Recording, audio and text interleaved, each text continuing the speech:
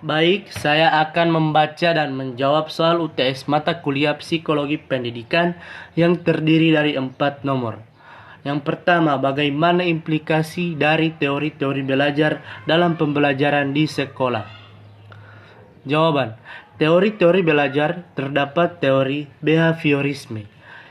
Implikasi teori behaviorisme dalam pembelajaran secara ringkas, implikasi teori behavioristik dalam pembelajaran dapat dideskripsikan sebagai berikut.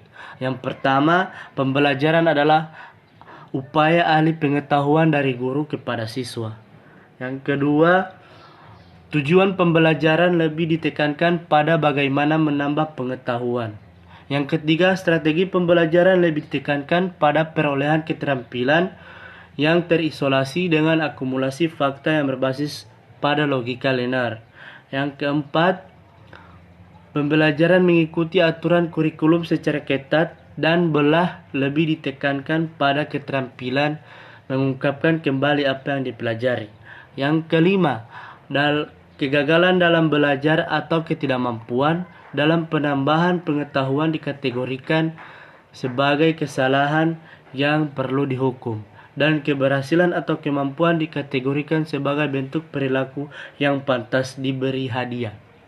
Dan yang terakhir, evaluasi lebih ditekankan pada respons pasif melalui sistem paper and pencil test dan menuntut hanya ada satu jawaban yang benar.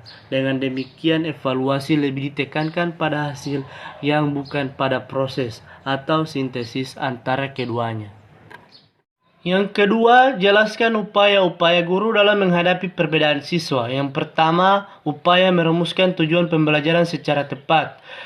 Dengan memahami perbedaan individual peserta didik, diharapkan guru akan dapat lebih tepat dan menentukan bentuk perubahan perilaku yang dikehendaki sebagai tujuan pembelajaran.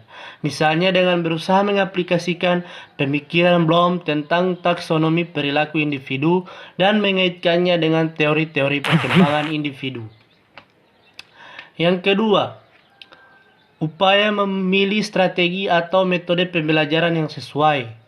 Dengan memahami perbedaan individual peserta didik, diharapkan guru dapat menentukan strategi atau metode pembelajaran yang tepat dan sesuai, dan mampu mengaitkannya dengan karakteristik dan keunikan individu, jenis belajar dan gaya belajar, dan tingkat perkembangan yang sedang dialami siswanya.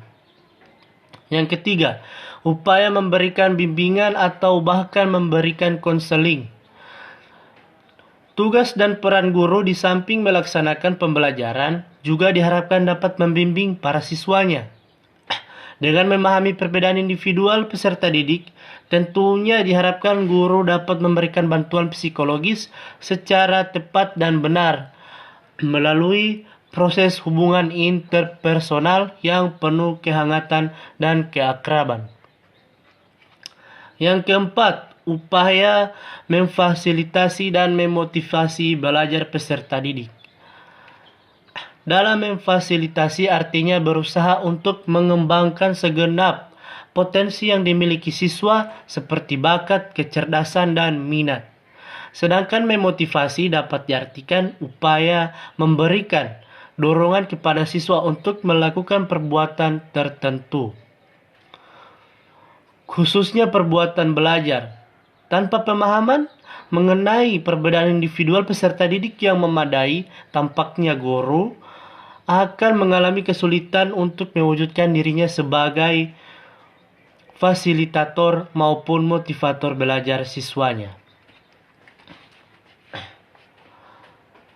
Dan yang kelima, menciptakan iklim belajar yang kondusif. Upaya ini, efektivitasnya pembelajaran membutuhkan adanya iklim belajar yang kondusif.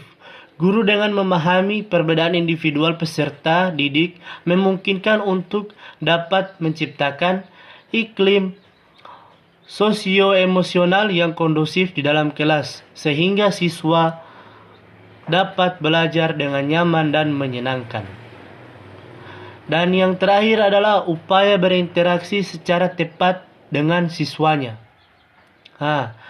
Upaya ini, pemahaman guru terhadap perbedaan individual peserta didik, memungkinkan untuk terwujudnya interaksi dengan siswa secara lebih bijak, penuh empati, dan menjadi sosok yang menyenangkan di hadapan siswanya. Dalam perspektif psikologi pendidikan, peran guru sebagai pendidik dan pengajar amat penting. Jelaskan peran tersebut, berikan analisisnya. Jawaban. Peran guru sebagai pendidik merupakan peran-peran yang berkaitan dengan tugas-tugas memberi bantuan dan dorongan, tugas-tugas pengawasan dan pembinaan, serta tugas-tugas yang berkaitan dengan mendisiplinkan anak agar anak itu menjadi patuh terhadap aturan-aturan sekolah dan norma hidup dalam keluarga dan masyarakat.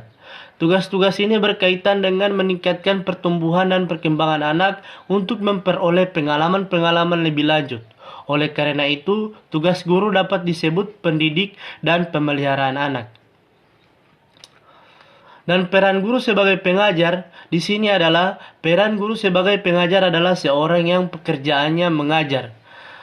Maka dalam hal ini, guru yang dimaksudkan adalah guru yang memberi pelajaran atau memberi materi pelajaran pada sekolah-sekolah formal dan memberikan pelajaran atau mengajar materi pelajaran yang diwajibkan kepada semua siswanya berdasarkan kurikulum yang ditetapkan.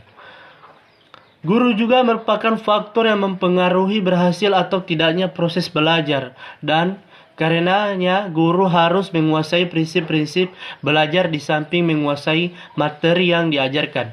Dengan kata lain, guru harus mampu menciptakan suatu kondisi belajar yang sebaik-baiknya. Yang keempat, akhir-akhir ini banyak terjadi kasus kekerasan oleh guru kepada siswa seperti kekerasan seksual, kekerasan fisik, dan kekerasan verbal. Menurut Anda, hal ini berhubungan dengan kompetensi guru yang mana? Berikan analisisnya. Jawaban. Menurut saya, hal-hal yang berkaitan dengan tindakan-tindakan kekerasan seperti itu tidak ada hubungannya sama sekali dengan kompetensi guru, karena tidak ada guru yang memiliki kompetensi seperti itu, terutama guru SD. Sekian jawaban dari saya. Itulah. Baik, terima kasih. Assalamualaikum warahmatullahi wabarakatuh.